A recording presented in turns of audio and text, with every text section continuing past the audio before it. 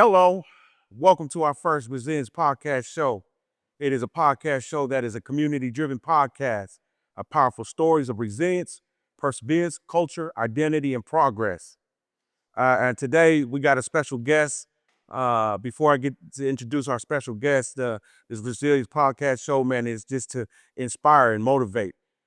We started this podcast show just to have a voice of influence to go out to the community, to inspire people that are going through the same struggles that we outgrew, and to the community that the youngsters that are going through the same thing. We know a lot of people just not living that life that we once lived in the trenches or whatnot, or coming from the neighborhood. Uh, Strongholds take place with everyone, and everyone goes through tough times, and there's a way where they was able to come out of those tough times. And this is what it's all about, just a community-driven podcast. And at Resilience, our vision is transforming our community one mentee at a time. Our mission is to inspire hope in our mentees, assist in their transition, and support their transformation through community mentorship, restorative practices, and trauma-informed care. So moving forward, man, that's what we're all about. We work with justice impact kids. We're coaching them, setting goals, and doing what we got to do so we could break those barriers in what they're going through. So my crew, my team, my staff is all lived experiences. And this special guest that I got on here, he's going through the same thing, lived experiences, did a long stretch in prison. Now he's out here and he's all about the community. I saw him and he's doing what he does, and I pulled on him just to come on his first podcast show, just to kick it off, so he could share his experience, and he could help someone out there, and then he could share whatever he has going on, and maybe you guys could connect with him. But today, our special guest, man, I'd like to thank him for his time. His name is Aaron Hye. He is a voice of redemption, resilience, and youth empowerment. While incarcerated, he co-founded Carpe Diem Outreach with his brother, which is a nonprofit mentoring program designed to reach youth before they face life-altering decisions. Aaron emerged not only free, but committed to changing the trajectory of young lives through teaching social and emotional learning skills. Carpe Diem was birthed from a place within that was deep and personal when he wrote a letter to his 16-year-old self at the request of his brother, who shared it with the world. A reflection that resonated so strongly, it sparked a flame that continues to grow. Through genuine storytelling, hard-earned wisdom, Aaron mentored youth with real consequences of gang involvement, crime, and lost potential. His message is simple but urgent. We got to get them right now. Aaron continues to mentor youth across San Diego County, using his lived experience to build trust and inspire change. His work has earned him recognition from ABC 10 News and Lead San Diego, who named him Leadership Award winner for his service to the community. His mission is generational, to leave behind a legacy of hope, accountability, and transformation. Through Carpe Diem Outreach, he is proving that even the darkest chapters can be rewritten, and that every young person deserves a chance to seize the day. Aaron and his wife reside in North County. He has 3 associate degrees and pursuing his bachelor's degree in social services at Cal State University, San Marcos. So that's our guest for today. That's our special guest. Aaron, hi, man. Thank you, bro. Thank you for giving me this time. I know time is precious, and just coming and spending some time just kicking it and hanging out with this first podcast show that Resilience is knocking out today. Just the first question, man. First question for you, man. What does resilience mean to you?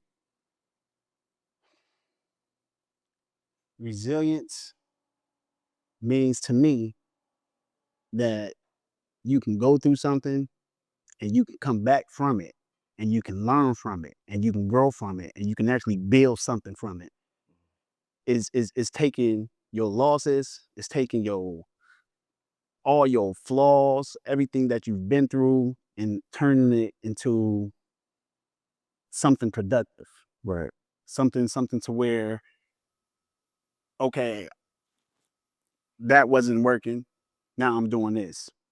I need to pivot. I need to make a move. Right. And one thing about resilience is every time, I mean, people go through stuff. Right. People go through stuff all the time. And the good thing was we both of them made it through some stuff. Right. Grateful. But some people don't.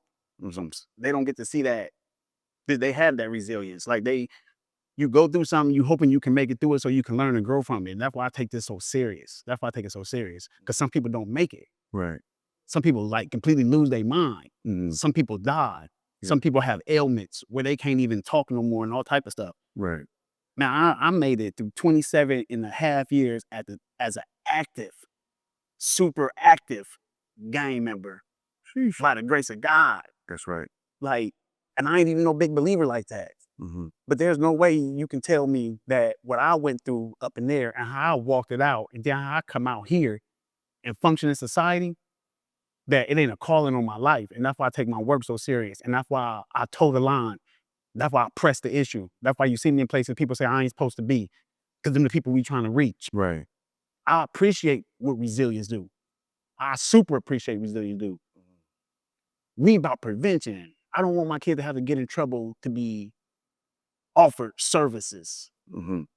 And I never understood that. Right. A kid got to get in trouble first to be offered services. Right. The Carpe Diem Outreach, my nonprofit, and what we all about is prevention. Our mission is to inspire and motivate the youth to obtain a better future by imparting wisdom, teaching practical skills, and coping mechanisms that would contribute to their mental, physical, and emotional well-being. And we do that through social and emotional learning, through the restorative practices. Right. Period. I walk like my kids. I talk like my kids. Sometimes I even act like them. I'm still growing up. Right. We all are. And that connects me with them, though. Right. And I got a message. And sometimes they listen, sometimes they don't. You got the ones that was like me that didn't listen. Yeah. Had all the positive role models in my life. Had a mom and a dad. Like, I had brothers and sisters. I'm the only one that did this. I went looking for it. And I found it. And I did everything that I wanted to do. And I did everything that I wanted to do. Yeah. And like I said, by the grace of God, I come out of prison. I got a couple stab wounds. I got a couple oohies, you know what I'm saying? But I can still walk. Right. I can still talk. My mental was all right. I'm thinking to myself, is my mental all right? Right. I went and got checked out by a therapist because I'm like, I'm functioning. It's like, everybody told me I'm gonna have a problem out here. Man, life is too good. Life is too good. I see positivity in everything and everybody. Right. Until they show me different. Right. Life is just too good. I'm sorry, I went on a tangent. No, you're good. You're good. And just from you explaining that, bro, that's why I selected you, bro. And that's why I picked you out. And good thing we bumped heads this past Saturday. Yeah. And I was able to ask you, and you gave the time. Can you share a personal story where you had to show resilience? Yes. At the age of 16, I committed a crime, a gang-related crime. At the age of 17, I was in prison. I was tried as an adult, and I was sentenced to 2 life sentences, plus 1 year. They sent me to prison at the age of 17. I'm 140 pounds. I'm 5'8", 5'9". I ain't got a hair on my face. And I'm from Oceanside. And I'm in Salinas Valley. It's a new prison. Right. I didn't know what to do. I didn't know what to act. My homies laced me when I was in reception on how to function. Right. And by that time, I was already committed. I was committed. Front line. Okay, this is how we do it. And I'm learning from the founders of my gang, the ones that started this. They saying, this is how you do it. This is how you do it. Right. So them 4 months I spent from Donovan in reception, I was getting socialized into this is how you act. And me taking on that responsibility, I'm about to go nuts. Right. And I went nuts. I spent my whole time on a level 4. And I don't say this to beat my chest. I just tell you just the complete facts of what happened. And if it sounds like I'm beating my, that's just what it is. I'm telling you it's the complete facts of what happened. This is you, bro. And I went in there and I did it. Right. And I was crazy. And I was crazy about Oceanside. Mm-hmm.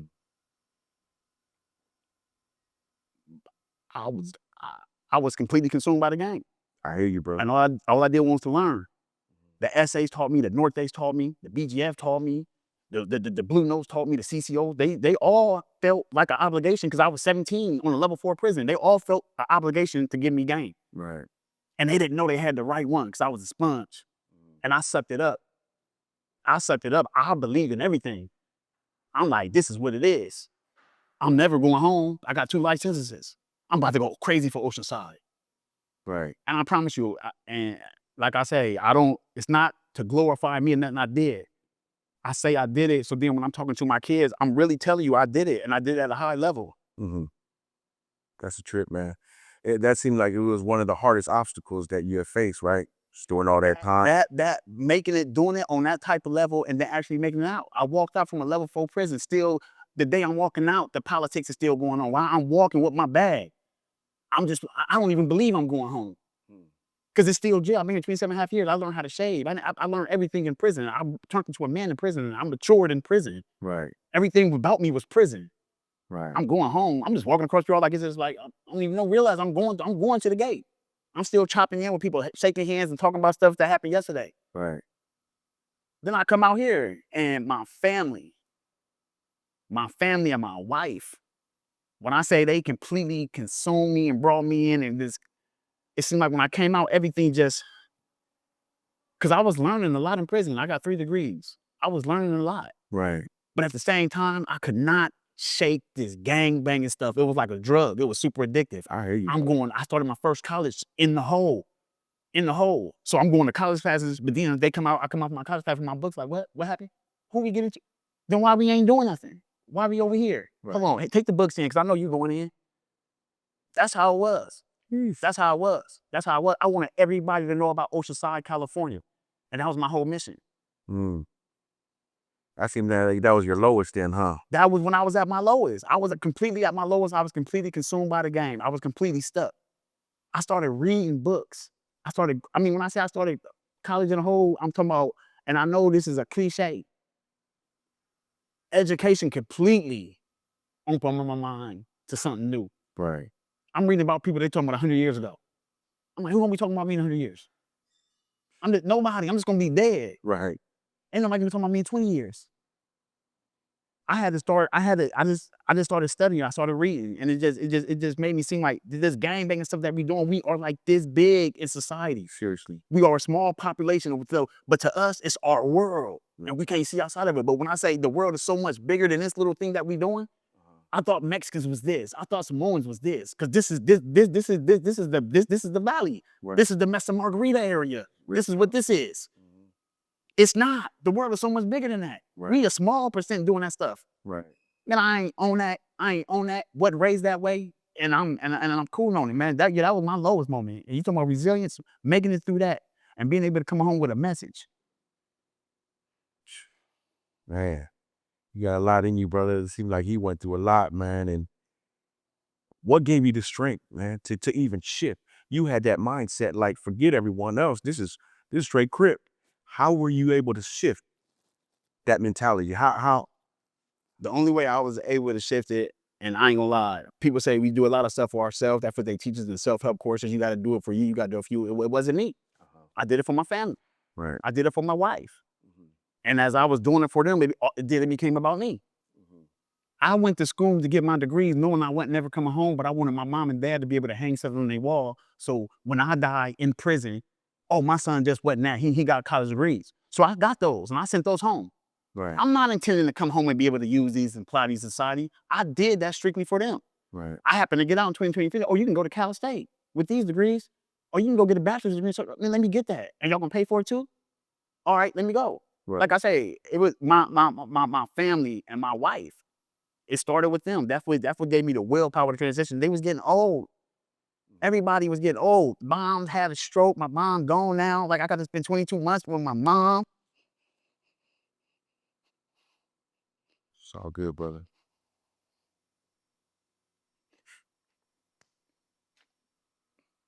And I did all that shit for my homies.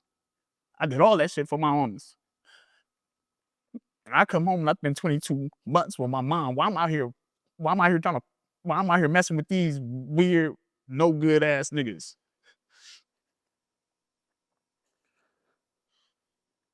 Yeah, you talking about resilience though? Yeah. Oh, man. No, it's all good. Yeah. It's all good. I hear you, brother. Yeah, I did everything for my set, and I'm so done with it, and I'm so done with it, and I'm glad I'm done with it. And I'm gonna tell the message. I'm gonna tell it what it is. I'm gonna tell it exactly what it is. Y'all all know what it is. All y'all know what it is. Nope. That's why y'all move y'all kids up out the hood, because y'all don't want them in the game. But y'all still acting like it's this and it's that. Stop it. We all supposed to be on some other level type shit. And y'all know it. Right on. Next question. On the real. All right. What role does mindset play in resilience, bro? It plays everything. I learned some stuff about this thing they call the growth mindset. Mindset plays everything. I mean, everything that I do, people tell me I can't do, and it all comes with my mindset. Mm-hmm. You tell me I can't do something, I take notes of it. I'm not cocky. I'm just very confident, and I can read just like everybody else. I got access to all the material like you got access to. Right. So if you can research and find stuff, so can I. Right. And I lost my train of thought. No, you're good. You're good. You good, brother? Yep. Thank you for sharing, brother. Do you have daily habits or practices that help you stay strong during those tough times? Yep. Dealing with my kids, talking to my kids and their families. That's what makes me feel good. Spending time with my wife, making house calls with my wife. Like, come on, babe, let's go over here and check on this family. Or invite these kids over here so we can do this. Let's take these kids off because of ice cream. Let's go spend some money on some kids. That's what I do. It make me happy. I want to give my kids some type of love that they ain't receiving. Uh-huh. I want my kids to have the thing that I didn't have when I was 16. Right. The stuff that I wanted. Somebody that looked like me, talk like me, walk like me, but they got something positive to say. Right. And they still can. You still can have fun and be productive. Like, fun ain't always getting in trouble. Mm-hmm. My life is so much fun now. I'm having so much fun. Right. And I'm walking within the lines of the law. That's what's up. And I'm walking within the line, and I'm having the most fun of my life. Running from the police and all that ain't fun. Right. This is like your new 20 years old right now. Yeah, I am. I'm telling you, and I love it. Right on. So you pretty much turn your setbacks into lessons. How do you turn your setbacks into lessons?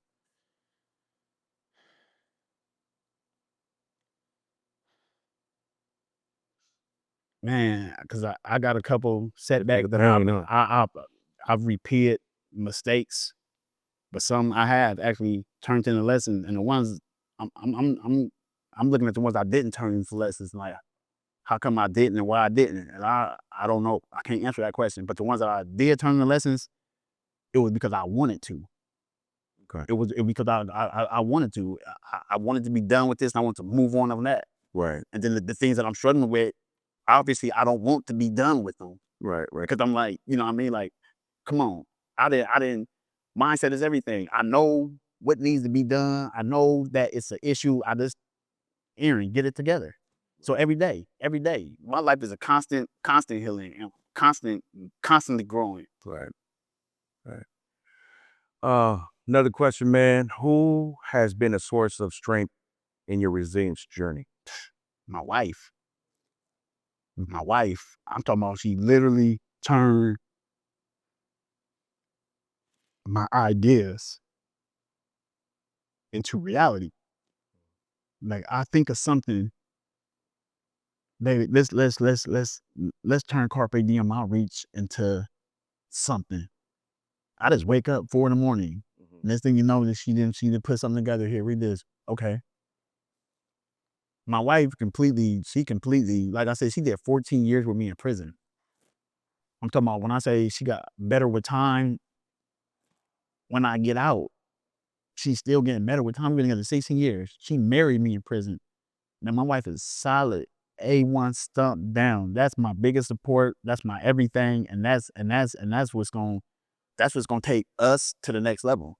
Right. That's what's up. That's your helpmate. That's my helpmate. That's your helpmate. That's my helpmate. Yep. I did. There's a quote that says, "He that find a wife find a good thing." Yep. You know what I mean? And man, I feel you, bro. Because sometimes my wife, whenever I have issues or I have burdens, man, that's the one that gives me lax and just, you know what I mean? That can just be able to encourage us. That's our biggest supporter. Yep. And You know it. You got it. yeah. How can communities build resilience together? Collaboration.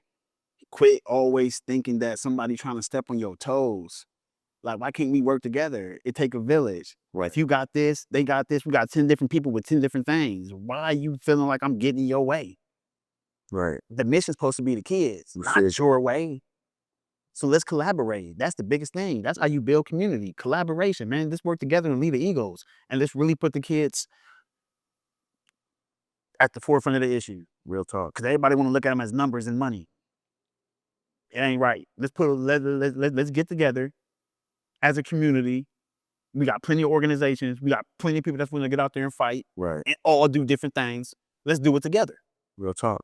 See, I'm on the same mindset, just like you, man. But just like you said, a lot of pride and ego gets in the way for us to even collaborate. You know what I'm saying? It's all of people just have that pride, man. And there's another quote that said, "Pride comes before destruction." Yep. You know what I mean? So I'm thankful that I linked up with you, man. So, bro, you inspired me. Real talk. When I saw you, I remember when you just came out of Facebook. I don't know who posted it, and then I was like, I never heard this guy, but I just once I mentioned your name, like your name rang bells. You know what I mean?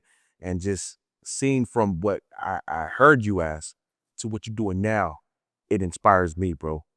Like you doing what you just like this dude just got out in that work, especially for the community. Yep. So I'm giving you my roses and I salute you from you doing what you're doing.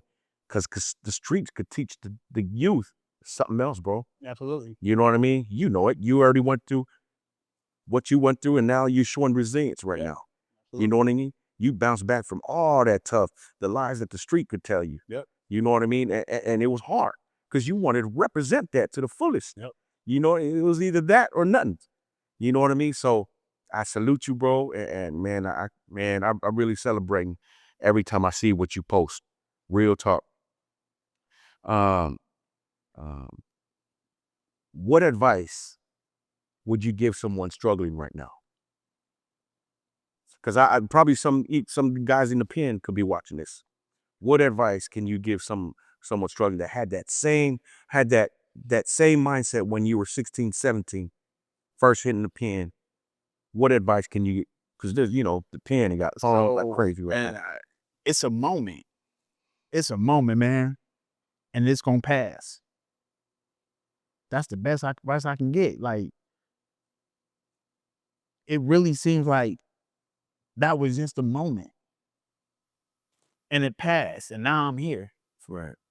If you just make it through that moment, make it through that moment. You make it through that moment by minding your business, doing something productive with your mind, staying engaged, keeping your ears open, educating yourself. Ain't nothing wrong with educating yourself. Ain't nothing wrong with reading a book. Right. Listen more.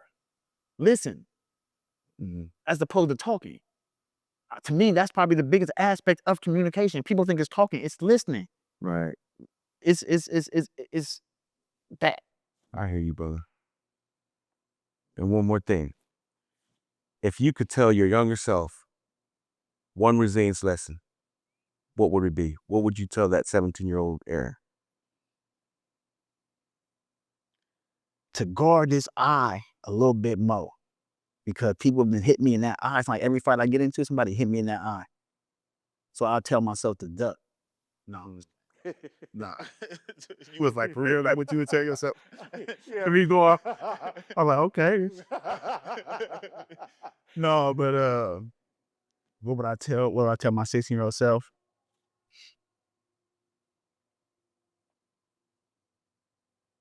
It ain't nothing wrong with being selfish and thinking about yourself. It ain't nothing wrong with that. It ain't nothing wrong with putting yourself before your friends. I thought there was something wrong with that. We be selfish to the people that love us the most and selfless to the people that don't really care about us. And I'm like, that is so backwards. Ain't nothing wrong with being selfish for yourself and taking care of yourself Mm-hmm. and making sure you straight and thinking about your needs. We need to start being a little bit more selfish Right. instead of trying to please other people, make everybody else happy. Cause you can take care of yourself and still take care of people. But I gotta live with me. I gotta look at me every day. I gotta make sure I'm good. So I gotta be selfish to think about me and my needs and what I need and how I'm gonna be successful. How my time is valuable. How I need to get to school. How I gotta get to work. How I gotta be able to provide for my wife and my family and my household. Ain't nothing wrong with that. Right.